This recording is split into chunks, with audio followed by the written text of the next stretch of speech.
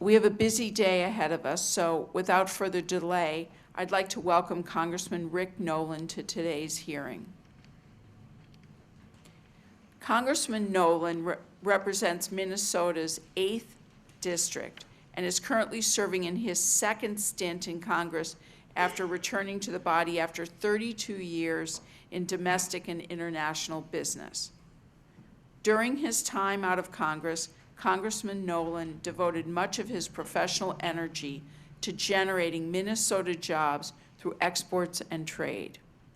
He established the U.S. Export Corporation and worked with Minnesota Governor Rudy Perpich to build and operate the Minnesota World Trade Center in downtown St. Paul. He later served as president of the Minnesota World Trade Center Corporation and chaired the International Association of World Trade Centers Trade and Policy Committee. Congressman Nolan, I invite you now to provide your testimony, and thank you for joining us today. Thank you, sir.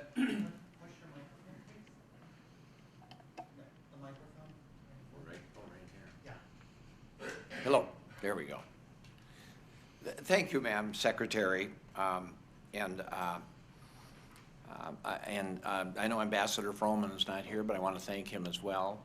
And Customs and Commerce and International Trade Commission and everything, and all the work that's been done and the importance that the Obama administration is placing on this issue.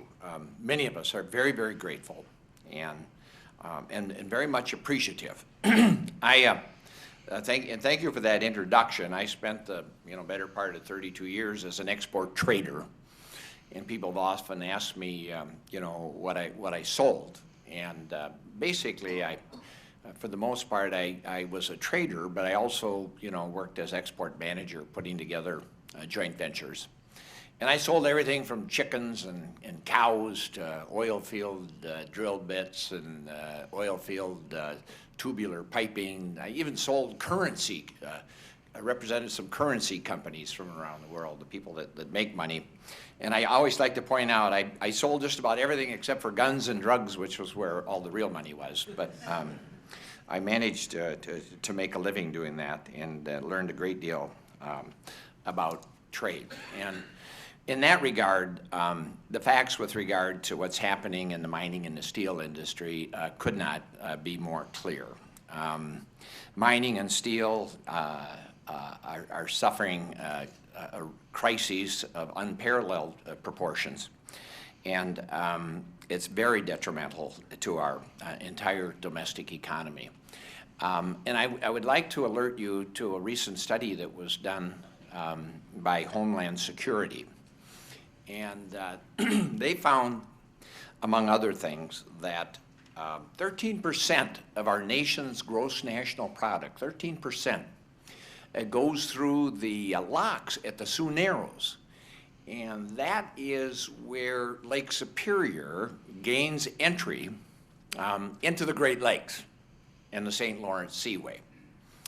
And the bulk of those goods are mining products that come out of Minnesota's Iron Range through the great, in fact, the largest seaport, inland seaport in the world, the Port of Duluth.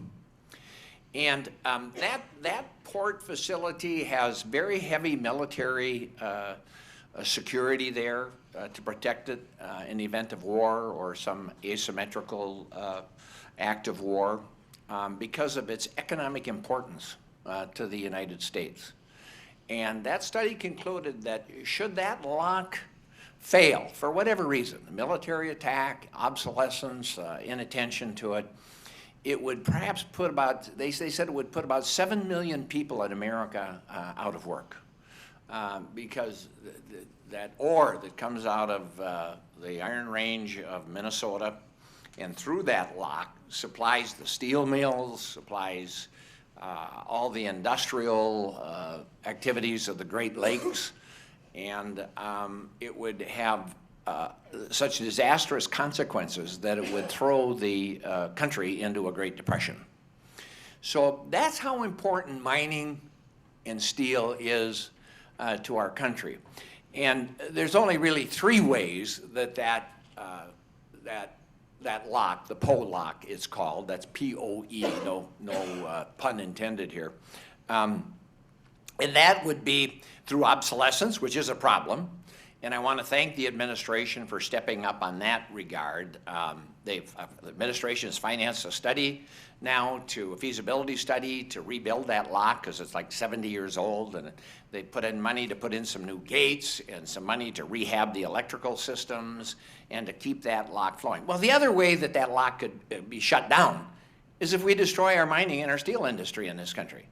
And that's the lock would sit there, but if it's not taconite and the ore to the steel mills that are feeding the automobile industry and all the heavy industrials, why this country would be in big trouble, both economically and in terms of our national security. So that's just exactly how important it is. Make no mistake about it. The survival and the success of our mining and steel industry is essential for our national economy, and it's essential for our national security, and it's essential for the millions of men and women who work in that business and that industry. And as you know, and you'll be told, it's not just about demand. We know there's an oversupply in the world of iron ore product. But we also know that there's an increased demand in this country. And our industry is working at 70% of capacity, and the other 30% of the growth that's taking place is being supplied by illegal steel dumping by, let's call it what it is, nations that are cheating on trade. And that's what has to stop, because it's having devastating consequences. There's 12,000 steel workers around the country that have put out of work, and the numbers vary, but for every one that's get put out of work, there are all kinds of other businesses and service companies and agencies. Up in my own district in the Iron Range, we're seeing local drugstores close and local grocery stores close, not to mention all the various engineering and service companies that service the mining industry. So once again, I want to thank the administration for stepping up.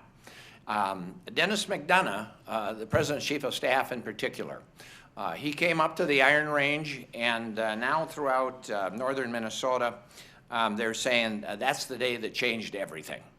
And I know you personally, Secretary Pritzker, and Dennis McDonough,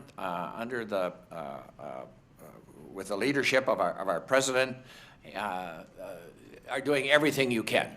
And mining executives and others are saying that visit with McDonough is the day that changed everything. Since that time, the administration has become a convert to our cause, and we've seen, 161 determinations of illegal steel dumping. We've seen tariffs imposed on cold-rolled steel and hot-rolled steel and corrosive-resistant steel and tubular steel, some as high as 265%, 255%, 237%, 226%.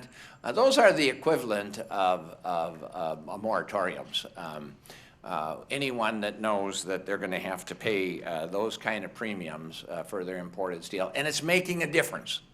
Mining companies in my area are starting to see some light at the end of the tunnel. They're making announcements that they're going to start bringing people back to work. It's going to take some time. It's obviously going to take some time to deplete that glut of all that illegal steel dumping that is taking place.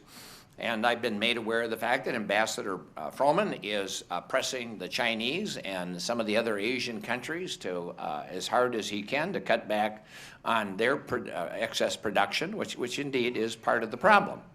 But I want to thank you and Madam Pritzker, Secretary Pritzker in particular, for the increase in personnel that you have employed to process these cases and make them move along more quickly. We need you to keep fighting, and we're confident that you will. We're pleased with the efforts at Customs to find and detect cheating when it takes place. Many of these countries have developed some very clever tactics. You know, I've likened some of them to what we saw with synthetic drugs. You know, you determine a synthetic drug is illegal, and then you just add another little element to it, and now it's a new drug. And everything from throwing a grain of sand into the formula, and we now have a new good that needs to be further processed. And moving their products through other countries and changing the names. And so what the administration is doing to enforce border protection is equally important. So hopefully this is going to continue to work. And, you know, by the end of the year, I'm hopeful that we're going to begin to see some real progress. But most importantly, I'm very appreciative of what the administration is doing to try to get this thing under control. Make no mistake about it, our steel workers, our steel industries can compete with anyone in the world, given a level playing field. And that's what this is all about. I've been a businessman most of my life. And the fact is, as an American business person, we spend a lot of money on Social Security, on Medicare, on unemployment, on workers' comp, on complying with the EPA, on complying with OSHA, on complying with a wide range of other obligations that are placed on American business, and paying living wages, and providing health care, and trying to provide pension benefits. And I, as a businessman, I don't complain about any of that. But we do all of that before we start to do our business, okay? Whether it be producing steel or widgets or whatever. And then and I believe in trade. I spent my life, my career in trade. But it's got to be fair trade. And to say to American business and manufacturing, now we want you to compete with people that don't have to do any of that? Well, that's not going to work. That's not fair. That's a race to the bottom. So I thank you, and I implore you to continue, as you have, using every tool available to you on the imposition of tariffs, on the expedited processing of the illegal steel dumping claims, on the customs and the border protection to stop these cheater nations from all this illegal steel dumping. And if we're going to have trade in the world, it has to be fair. And to the extent that it is fair, it's easier for a lot more people worldwide to embrace it. So I'm ad-libbing from my remarks here, and I hope that's all right. With your permission, I'd like to have my official remarks here made a part of the record. And I wanted to come by and help emphasize the importance of putting an end to this crisis and saving our mining and our steel industry in this country, because it's so vital to our economy and our national security. And last but not least, to thank you, Madam Secretary, and the President and Dennis McDonough, and everybody in the administration that is doing everything they can to turn this crisis around. Thank you very much.